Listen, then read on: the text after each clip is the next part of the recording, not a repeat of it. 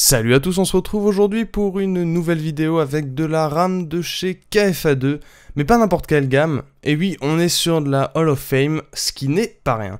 Certains penseront probablement aux cartes graphiques Hall of Fame, qui sont appréciées pour leur look, mais aussi leur capacité d'overclocking. Eh bien c'est la même recette ici avec la DDR4. On a un design soigné, une sélection de composants plus haut de gamme, et cerise sur le gâteau, des tests de stabilité triplés en usine. Mais alors la question que vous posez peut-être maintenant c'est « Mais que vaut cette RAM Yanis? Est-ce qu'elle est faite pour moi ?» C'est une excellente question à laquelle je vais essayer de répondre.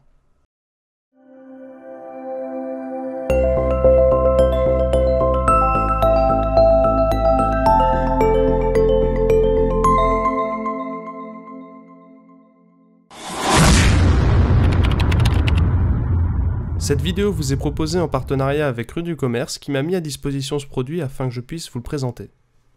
Je n'ai pas grand chose à dire sur le packaging qui est très bien réalisé, très sobre et qui va simplement contenir la mémoire.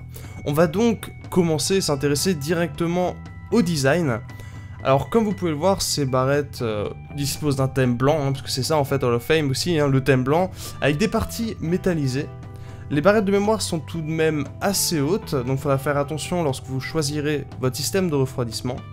Les matériaux employés sont très premium, c'est vraiment du métal, c'est très qualitatif, il n'y a vraiment rien à redire là-dessus. Le modèle dont je dispose, un kit de 2 x 8 Go, est vendu pour fonctionner à 4 GHz. Oui, rien que ça. Donc tant que votre carte mère supporte des fréquences aussi élevées, la mémoire est capable de tourner à 4 GHz sans aucun problème. J'avais d'ailleurs déjà testé ça lors de ma précédente vidéo sur la Z270X Gaming Set d'Aorus, qui supporte justement les profils XMP à 4 GHz.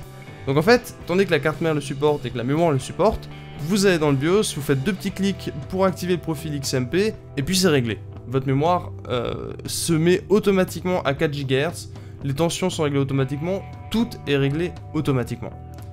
Donc après évidemment, grâce au passage à 4 GHz, on a des débits qui sont beaucoup plus importants au niveau de la mémoire, mais reste à voir si votre usage nécessite une bande passante plus élevée à ce niveau-là. Au vu de ces résultats et du design travaillé, on peut affirmer que ces barrettes sont vraiment excellentes, et perso je les achèterai sans aucune hésitation. Après, il y a quand même un hic, tout ça a un prix. Vendu 300 € pour 16 Go, on est globalement 2 fois plus cher que les modèles classiques, fonctionnant à 2133 et 2400 MHz.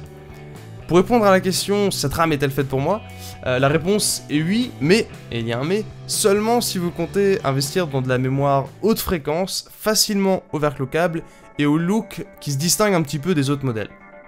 Dans tous les cas, j'espère que la vidéo vous aura plu, sinon je suis aux aguets dans les commentaires pour débattre avec vous.